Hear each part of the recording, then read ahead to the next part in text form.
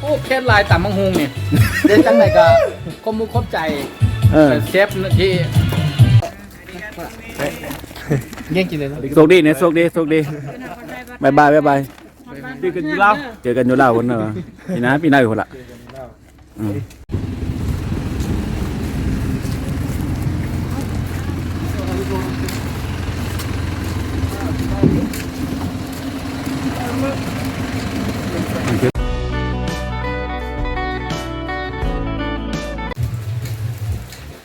สบายดีพ่อแม่พี่น้องเนาะวันนี้บนนักกับบุมียักมีงานแล้วก็บุได้ไปโลกไปเที่ยวสำหรับพี่น้องวันนี้บนนักกับสิพาพี่น้องมากินเหล้ากินเบียร์นะพี่น้องเนาะกับเรื่องมันไรสาระใดนึงเนาะกินเหล้ากินเบียร์เสื่อพี่น้องวันนี้กับฝนตกเลยพี่น้องบนนักกับบุงกันเลยนะฝนก็ตกหย่ำเน่าพี่น้องเลยวันนี้กินเลี้ยงส่งยังกินเลี้ยงส่งมูคนลาวหอยเนาะพี่น้องเพราะว่ามูคนลาวห่อก็เจ้าซีกับเหล้าเนาะกับเหล้าแล้วมื้อนี้ก็เลยว่าเป็นหมู่เป็นคู่กันก็เลยว่าซีจัดงานเลี้ยงส่งเพิ่นบนอากาศ15นี่บ่เห็นจังได๋พี่น้องเผ็ดต่ำสมมะฮุ่งพี่น้องเอ้ยเขาเจ้าต่ำสมมะฮุ่งเผ็ดเกินนี่นะพี่น้องเลี้ยงส่งเนาะก็ได้ยังมีหมู่เฮาอีกประมาณอยู่ 2-3 คนเนาะเป็นคนประเทศญี่ปุ่นนี่แหละเพิ่นยังมาบ่ทันฮอดเด้อเนาะมาเลี้ยงส่งเพิ่นเนาะแต่ว่าเหล่านี้มาฮอดก่อนนี้นะอันนี้เขาก็จะปิ้งพากันปิ้งบาร์บีคิวกินเนาะก็ปิ้งซีนมาโยมายาได้กินหมดละแต่ว่าตำส้มนี่เผ็ดเกินเลยพี่น้องเบิ่งใส่จานเนาะแดงปังเลยนะหอนหูแป๊บๆเดี๋ยวนี้นะเนี่ยเซฟเฮาน่ะอันนี้เป็นผู้เซฟเฮาเนาะเป็นผู้เฮ็ดเนาะมื้อนี้นะก็ยังจังได้ก็ขอบอกขอบใจเพิ่นเนาะเป็นผู้เฮ็ดอาหารสู่หมู่สู่คนกินเนาะมื้อนี้เนาะ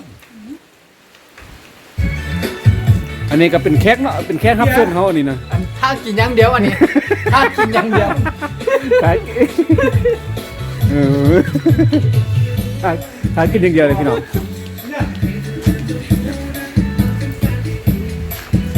นี่ก็เป็นหมู่คนญี่ปุ่นเฮาเฮ็ดเวียกนำกันมาตั้งแต่ปี2019พี่น้องเพิ่นเฮ็ดเวียกนำเฮาช่วงนั้นเพิ่นเป็นนักศึกษาเนาะเป็นนักศึกษาแหละแต่ว่าเพิ่นมาลงฝึกงานแล้วมาเฮ็ดเวียกกันพอดีครบปี2019เนาะเดี๋ยวนี้เพิ่นก็ไปเฮ็ดเวียกอยู่ห้องล้างห้องกันแล้วบ่ได้เฮ็ดเวียกส่วนกับเฮาเนาะเพิ่นก็แต่งงานแล้วเนาะแต่งงานปีกายนี้แล้วก็ได้ดูกับพี่น้องเพิ่นก็อายุ27ปีเนาะสบายดีこれ言葉は言っていいの紹介して日本語うん大丈夫日本語大丈夫何でもいいのให้พวกเราแนะนำตัวเองเลยเนาะこんにちはเราว่าสบายดี私の名前は俊也ですเราชื่อสุนยะ私はラオスが好きですเรามักประเทศลาวหลายเราอ่ะมักประเทศลาว一番好きな食べ物はเรามักใหม่อันดับหนึ่งเรามักใหม่เนาะソムタムですเรามักต่ำสมองหงเงินพี่น้องไงขอบใจเราว่าขอบใจอาริกาโตขอบใจอะไร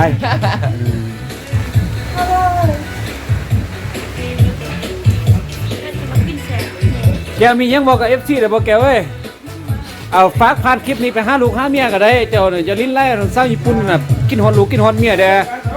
ได้เงินเดือนมาน่ะฝากให้ลูกให้เมียเด้อฮอดอยู่ยามได้ก็ไปลิ้นแต่ซอกแต่เศร้าบ่ได้เลยเจ้าเนี่ยมันมีแต่ไปเลี้ยนกับมีแต่ส่วนบันกะลำปีหั่นแหละไปเลี้ยนส่วนกะลำปีบ่ได้พี่น้องเอ้ยจะไปจริงจังเด้อเพิ่นเอาเว้ายอกเราซื่อได้นี่นะเนี่ยเมียเราเห็นคลิปนี้แล้วโอ้ยกิดกันเลยเป็นเรื่องใหญ่เด้บุญนักเป็นเรื่องใหญ่ขนาดเลยเรื่องเมียเนี่ยเป็นเรื่องใหญ่ได้เรื่องเมียเป็นเรื่องใหญ่เนาะ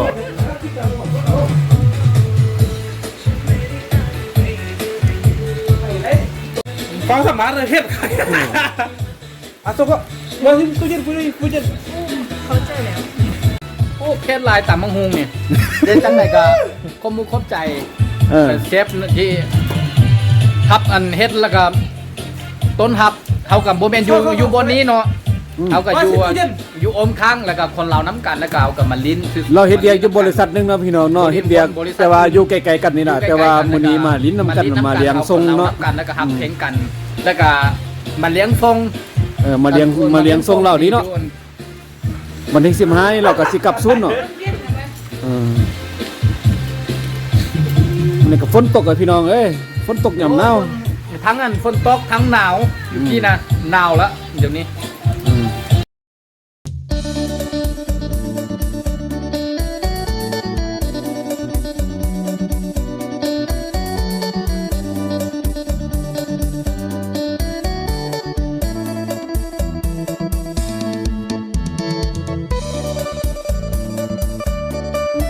เนาะตอนนี้ก็ทางหมู่ทั้งคู่กับทางอาจารย์เพิ่นมารับเพิ่นก็มารอท้าแล้วเนาะอันนี้ก็ทางเป็นทางแม่หัวหน้าแล้วก็เป็นทางนี้เนี่ยทางซุนย์เขาเจ้ามารับนี่นะก็เป็นหัวหน้าได้เมียเราแดนี่อันนี้เรานี้บ่ได้มาส่งเราเนาะ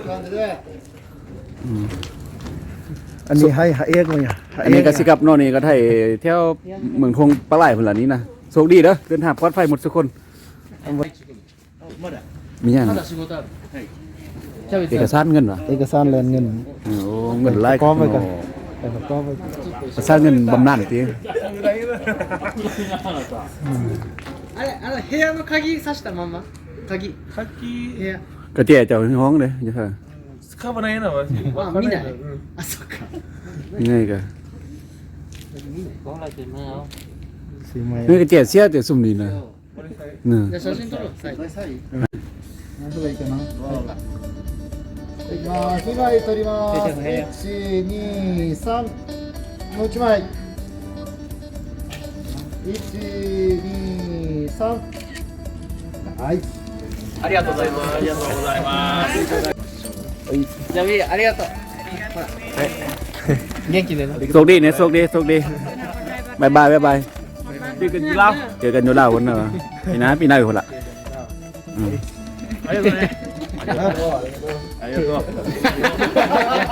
ไว้เจอกันอยู่แล้วเด้อ เจอกันอยู่แล้ว ก็ปีหน้าไว้เจอกันปีหน้า เครื่องเอาขึ้นรถแล้วตีเครื่องแล้วเอาเครื่องขึ้นรถกันนะพี่น้อง เอาเหรอที่มาที่โทรศัพท์นะ เอาไปไหมนี่หล่อนหิวทุกอย่างหน่อยเด้อนี่นะโอ้ตินรถไปให้พวกเจ้ากับจังต้องเกมเล้าเกมเดียวกันอยู่พุ่นละ ไม่ได้นักบ๊ายบาย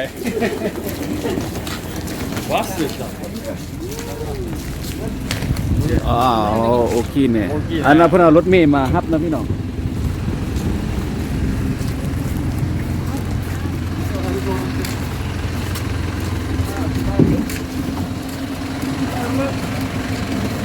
ขึ้นไปแล้วเนาะ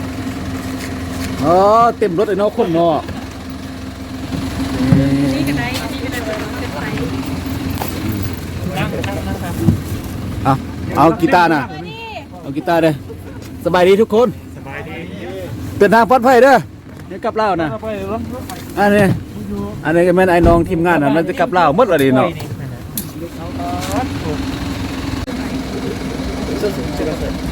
ไปแล้วเขากันจะมาอีก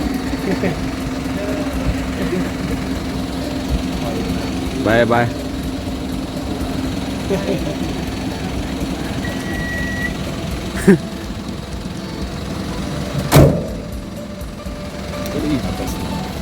あなた買って。買ってなった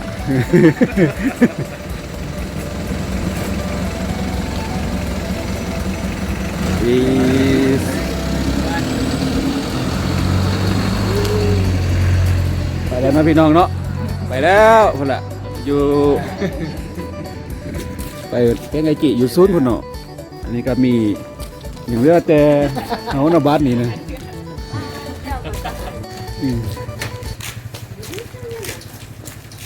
นี่โมเอก็เอาเลยเหรอ 上あるな。สินี่โมสิเคยจะไหน ทำไมอ่ะ ตัวอุ่นตั้งอุ่นนู่นน่ะนี่พี่น้องเนาะกะหมู่คู่กับไปหมดอะทั้งคนลาวทั้งคนญี่ปุ่นเนาะ ก็สิเหลือแต่2พ่อเมียเฮาเนี่ยอยู่เนาะก็สิเงียบเหงาได้หน่อยหนึงพี่น้องแล้วก็สิมิดหูไปได้หน่อยหนึง ทั้งเงียบทั้งเหงาแล้วก็อีมิดหูนำเด้พี่น้องเอ้ยแต่ว่าก็จังได๋ก็คิดฮอดหมู่คิดฮอดคู่คือเก่าแหล้วพี่น้องเฮาอยู่นี่เนาะช่วงนี้ก็ช่วงหน้าหนาวเนาะคนเคยอยู่กันเนาะหลายปีเนาะมาจากกันบัดนี้แล้วก็กลับบ้านกลับซ่องแล้วก็บ่ฮู้เนาะว่าปีใดเพิ่นสิมาอีกはい紐電気どこああそっちの車黒いな中あそうかうんミッキーねミッキー右わかっก็บ่ฮู้ว่าเพิ่นนี่มาปีใดเนาะแต่ว่าเพิ่นก็อยากได้ลูกได้เมียได้เพิ่นไปหาลูกหาเมียอยู่ซั่นเพิ่นสิไปแต่งงานอยู่